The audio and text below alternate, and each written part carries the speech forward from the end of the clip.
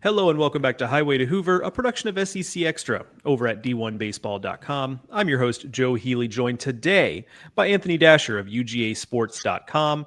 We're going to talk about the Georgia Bulldogs, which there's a lot to talk about there. A lot of good. Team's record is good, certainly. So there's that. But also, team has some question marks so far. So looking forward to getting into that with Dash here in just a minute. But first, I have to let you know that this episode of Highway to Hoover and every episode of Highway to Hoover is brought to you by Academy Sports and Outdoors. Get ready for a new season of fishing fun with Academy Sports and Outdoors and reel in the best gear at low prices every day. Plus, Academy offers easy ways to shop and save time, like free 1-hour in-store or curbside pickup on academy.com orders. Dash, first of all, I appreciate you taking a little time out to join us. I know you're on basketball duty this week with Georgia men's basketball being in the NCAA tournament, which is a sentence we haven't said a lot in my lifetime. So that's pretty novel. But yeah, so I appreciate that, and I appreciate you for jumping in here to talk some baseball in the middle of a basketball-heavy week. No problem at all. Yeah, there's definitely a lot to talk about with Georgia. Definitely some got a good end, you got a bad end kind of going on with that's right now. Let's jump into kind of the like most obvious thing about this team that I've been asked. I'm sure you've been asked about a million times. I saw you've written about it. The pitching depth here is incredible in terms of stuff, right? Like they got a whole parade of dudes out there throwing 95.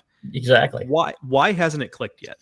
That is the $1 million question. I think if Coach Johnson had that answer, he would be even richer than what he is right now. Instead of making just $1 million a year, he might be making 4 or 5. But man, that's just it's been the biggest, really been a mystery. Because like you said, they've got back in the fall, they had 15 guys who topped out, 15, 16, 17 guys who topped out at 95. And we're talking guys who are 3-4 pitch, arsenals. I mean, some of the just power. I've not seen Georgia have this many power arms in all the years I've been covering them, but it just, especially with the starters, has not clicked. Now, we were down in Wilmington together when Georgia opened the season. Colt Smith, had tweaked his back, some back spasms going on. But then he got sick and lost like 10 pounds and is just now kind of starting to get back. So that's something maybe you can pin on his issues right now. And, of course, Charlie Goldstein coming back from the, internal brace surgery. Takes a little bit to build your arm strength up. And, against Kentucky, he was only topping at 88, 89 miles per hour. Now, your off-speed stuff is going to have to be pretty doggone good in this conference if you're going to try to get away with that. So that's an issue for him right now. He's trying to overcome. And then Leighton Finley, who is the other weekend starter, just has not been consistent. He's just not hitting his spots. And against Kentucky, which is, not a home run hitting team, hit 3 off of him in the very first inning the other day. And that's just something, again, they're trying to iron out. But they've had several guys. I mean, Matthew Hoskins, Zach Brown. I mean, there's probably 5 or 6 guys on this team, pitchers, who have given up like 4 or 5, 6 runs. Just has really been, kind of inexplicable.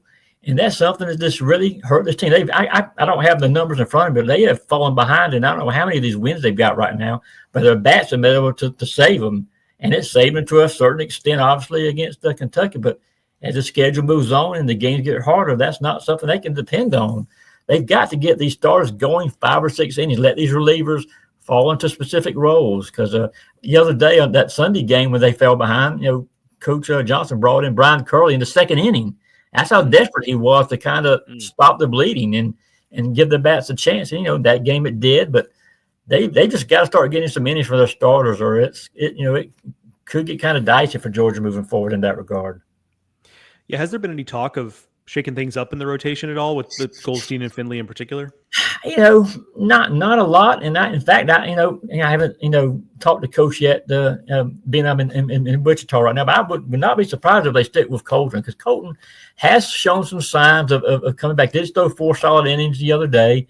And, it's just starting to kind of, I think, like I said, get his strength back a little bit. But Charlie Goldstein is just a concern for me right now because of the velo. He's usually a guy who will go 93, 94 at times, will top out at 95. And that fastball is just not there right now. But they do have some other guys. I mean, Matthew Hoskins, who I think has some of the best stuff on the team, hit 99. I mean, Mark Ethers is there. He's, saw him with me, and he hit 99 a couple of times. But then I think he got kind of velo happy. I think he was kind of looking over his shoulder at the at the scoreboard a little bit at how hard he was throwing, and he kind of lost his consistency some. And Kentucky, again, it's a good hitting team. They don't make many mistakes, and they took advantage. And then he started losing some of his control. But stuff wise, he's as good as what Georgia had. He just has to, again. They've had issues with guys getting ahead, then just falling behind, getting too cute, that sort of thing. And West was after Saturday's game, the one that Hoskins pitched was about as upset as I've ever seen him. I mean, West is a pretty low key guy, but his response was like 2 or 3 words long. Because of course I'm one that's asking about some of the pitching issues, and you could tell he was hot. He was not a happy man whatsoever. That's the heavy is the head that wears the crown dash, and you as the guy who's there every single day on the Georgia baseball beat, it kind of falls to you to ask some of those difficult questions in post game. Everybody looks at, for those who don't know, that's kind of the dynamic. Everybody kind of looks at Dash for him to start, and so you end up having to ask a lot of those tough questions. It is, you're right. It is what it is. Yeah. Some of the guys who have pitched well, though, I'm kind of interested in. You've got DJ Radke, a guy who's been out there for, by my count, 15 years. You've got Tyler McLaughlin. You've got Jordan Stevens. Is there something that stands out about what those guys have done well that the others have not? To me, with Tyler, who has really been a surprise, he's probably if I had to name one guy on the pitching staff, it would probably be him. I think he pitching 4 games last year. But I'm not sure where his velo is coming from. He was a guy who used to throw 92, 93. He's 96, 97 all of a sudden. And then he's dropping in a changeup that comes in at 75 miles an hour on back-to-back pitches. That's tough. I mean, he's got great control, knock on wood, for Georgia, and he's getting some key outs. He's now considered a key part of the back end of that bullpen. Jordan Stevens is another guy. I mean, old school baseball guys will remember this name. I like to compare him to Rob Dibble. He's got some of those same kind of mannerisms, kind of way he carries himself on the mound, got some similar stuff. They're both about the same size, 6'4", about 230 pounds. And but Jordan has been a surprise from the standpoint when he came from ABAC. He was reputed as having some pretty nasty, as far as control goes. It was wild all over the place. But Coach Johnson's harnessed that. The walks have not been an issue. He's topped out at 100 miles per hour. He's throwing a good breaking ball. He's another guy they trust pretty good. Now, he had a tough game the other day. Had to come in a little early, and Kentucky got to him a little bit. But he's another guy they love on the back end with that velo. Yeah, it does make you wonder. I'm not going to – this is not a specific question, Dash. This is just me kind of editorializing. Sure. But I do think there is a conversation to be had, and this is not unique to Georgia, but just, we do spend a lot of time training for velo, and you see the fruits of that labor, right? Brian Curley's throwing 100, and you mentioned McLaughlin's velo's up. But, you do wonder if something is lost there, right, as you look at train velo. And so you and I don't know the answer to that. I don't, to your point, Wes Johnson doesn't know the answer to that, or else he'd fix it, right? Yeah. But it is an interesting thought experiment about. It is. Yeah, you also got some guys from some mechanical stuff going on. Alton Davis is just out of whack right now. His release point and I think it's a problem for him right now. Still have the stuff. I mean, he's still throwing a nasty 97 mile per hour, fastball. His slider is great against left-handed, hitters, but he's just something's up with him that Coach Johnson's trying to figure out and get back on track too. Yeah, I'm glad you touched on him because I was going to ask, because it's, in Wilmington, he looked great. I talked to the UNCW coaches the morning after his outing, and they were like, that dude was incredible. Looked like he was throwing 110, So yeah, just obviously a guy they're going to need at some point. I'm sure you've been asked this a bunch, just like, what's your confidence level that by the time we look up in May, there will inevitably some guys that just, it didn't quite ever click for them, but some of these guys I'm sure will click. To what extent do you have confidence that when we look up in May and June that things will have kind of settled in a little bit? I'm still confident. The reason I am because, the 3 stars we talked about at the beginning, Colton Smith, Leighton Finley, and Charlie Goldstein, they're proven SEC pitchers. They've had success in the past. Of course, Charlie, a lot of his success was before his elbow injury last year. But Colton Smith at times last year, late in the season, I thought was one of the better pitchers in the entire SEC. And Leighton Finley has had some very good success in this conference. So you like to think, kind of like to say there, what you see on the back of the bubble gum card, even though these guys don't have a bubble gum card, that's a really good NIL deal. I think they'll respond, they'll bounce back. But they just, again, if they don't, I mean, they'll have to find some more answers. Maybe JT Quinn. JT Quinn does not look too bad. He hasn't been stretched out yet. he's only able to go maybe 45, 50 pitches right now. But if he's somebody they can, add a little more to that, maybe he's somebody who can step in. I mentioned Matthew Hoskins. I still think he's got the potential. Again, you're talking about guys like 6'3", 6'4", about 225 pounds, just looks like he's a pro wrestler. I mean, I think he could have a very big impact still, but they just got to find some consistency, kind of, just be smart about what they're doing. As a matter of fact, Coach Johnson, I asked him on Sunday kind of what his plans were since there's no midweek game. He said was going to meet individually with each one of his pitchers, just kind of go over some things, kind of, in his words, go back to the basics with some stuff. So I'm very interested to see what those basics are, number one, and what kind of effect they will have this week against the Florida team, which is obviously going to be pretty fired up to get back on track after getting swept by Tennessee. Yeah, no doubt about that. One quick point of clarification, just Dash real quick on Colton Smith. Like, is he still kind of on a pretty restrictive pitch count? Like, where is he on that spectrum? Do you know? He's probably about 50 or 60 right now. I mean, he was really on track after like I said, the back spasms, but then that illness really set him back from a velo perspective. He had to gain some strength back, but I think he's getting close right now. That's why I won't be totally shocked if we find out he's going to get that start on Friday. Got it. Okay. Real quick, we're going to get to the offensive side. A lot more positive to talk about there because they've been swinging the bats well. One more quick ad read for us, and that's for our friends at Tecovas Boots. Whether it's the leather in your glove or your tailgating chairs, baseball people know that quality matters. That's why we love Tecovas Boots. Born in Texas, just like yours truly, handcrafted with over 200 meticulous steps and comfortable from day one, they're perfect for wherever the college baseball season takes you. From road trips to rivalry games, post-game celebrations, or just everyday wear, Tecovas boots are made to go the distance. Find your perfect pair at Tecovas.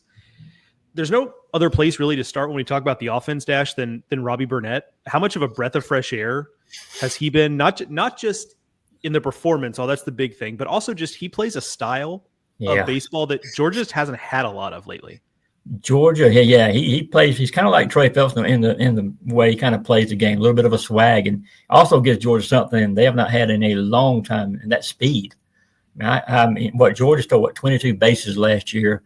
They feel like 31, 32, and Robbie's got like 11 of them right now. Aside from the fact he's hitting over 400 with 11 home runs and 38 RBIs right now. It's been a masher in that number 3 hole for Georgia right now, and. I think we all kind of expected he would have some success. Now, what he did at Asheville last year was eye-opening. I mean, I remember seeing him hit 2 home runs against Georgia last season when Asheville, came to Athens. But he is just really playing with a ton of confidence. He's also been hit by pitches like 18 times already this year, which he's not afraid to dig in, man, and just especially against left-handers and look for a pitch that he can yank. And like I said, he's done a very good job. And if all the, I won't say all the his because I wasn't sure what to expect from Ryland Zaborowski, coming from Miami, Ohio, but he's kind of proven me wrong a little bit, as well. So, but yeah, he's just doing a great job. Yeah, the Robbie Burnett right now with the hit by pitches and the batting average and showing some pop is like Corey Collins with speed. Obviously, very different guys in terms of size and shape and all that stuff. But that was Corey Collins, was big on base guy with pop, and I didn't think that would be Robbie Burnett's game, and yet here we are. So, he had 7 steals against Wilmington that first weekend, I think it was. Yeah, so an early sign right there off the bat. Yeah. Yeah, I mean, and the single season record for Georgia isn't anything crazy. His pace is slowed down. Maybe he won't get there, but it's something like 20 something or 30 maybe. I think it's like 30, 31 or something like that. It's attainable if he really gets going a little bit. You mentioned Zaborowski. I was going to ask you about him as well. You mentioned you were surprised maybe a little surprised by that. I kind of was too, to be honest with you, that he's the guy that things have kind of been centered around him and Burnett. Do you have a sense for what has been working for him and what's given him this start? Well, I know he's worked extensively with Will Coggin, who I think is one of the better hitting coaches you're going to find in baseball. And again, my biggest question with Ryland, not that he wasn't a good baseball player, but it's like so many of these other guys who come from smaller conference schools. How are they going to adjust to seeing some SEC pitching on a week in, week out basis? Kentucky last week came in with team ERA of under 2, and the thing with this is even I asked of course coach had been asked about Ryland numerous times, and he was asked with his major league experience what hitter that Ryland reminded him of, and his answer was probably the very last person I would even think of Luis Ariz. Would you? I mean, Yeah. Batting champion, 3-time batting champion now. Not a home run hitter, but that's just how Ryland's approach is to play. He's got a very short swing for a man 6'5", 250 pounds, and just physically is seen a lot of Georgia baseball. He looks best in a uniform of any Bulldog that I've seen in all that time. He makes Charlie Condon look small, and has just done a wonderful job. He's hit some scary home runs for Georgia. Hitting eighth right now against righties, but against lefties, they bump him up to that cleanup spot and let him hit behind Robbie, and that makes quite a combo when lefties are on the mound. But he's had a tremendous year, off to a great start. How much of a pleasant surprise has Henry Hunter been? Because it's not a guy I kind of had on my bingo card as a quality bat for Georgia. Now, where did that come from? I mean, when he was at UAB, he hit like $175. Had a decent year last year, but now he's got 6 home runs, hitting over 300. Hit 4 home runs last week against Kentucky. I mean, that's just, again, he could easily have been player of the week. I know Robbie was, but he could have, Henry could have easily had an argument, for it there as well. But just a guy who has just gained tremendous confidence. He's no doubt he's the best leader, on the team. Being a catcher, you want your catcher to kind of be that guy, and he certainly has done that. Yeah, I mean, there's really kind of no way to accurately depict how important Fernando Gonzalez was for a long time. Mm-hmm. Yep. And you just kind of assume that it's just not going to be the same. And I'm not saying he's the same type of leader, same type of guy, but he's certainly been a heck of a lot closer than I would have anticipated. Yeah, he's more of a vocal guy too. Fernando did more by example. And Fernando would speak up, but Henry is a guy who will let his pitchers know. He will fire them up. I mean, he's very animated, behind the plate. He'll let his guys know what he wants.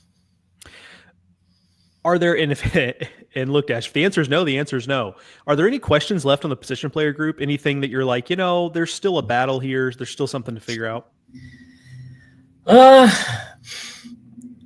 Not really. I mean, Devin Obie is not, he was the MVP at ACC tournament last year. Not, he had a great start at Wilmington, but it's kind of slumped off a little bit, since then. I think he's capable of a lot more offensively for Georgia. And Kobe Branch, also got off to a slow start. He's finally started to pick it up a little bit. Had a home run the other day, hitting in a 9-hole. I mean, guy who hit what 16, 17 home runs last year. He gets going. I mean, this lineup. I mean, people may think I'm crazy, and I've said this before. I think even without Charlie and Corey, I think it's got the potential to be a lengthier, longer lineup than last year. I mean, even all the home runs that Charlie and Corey hit.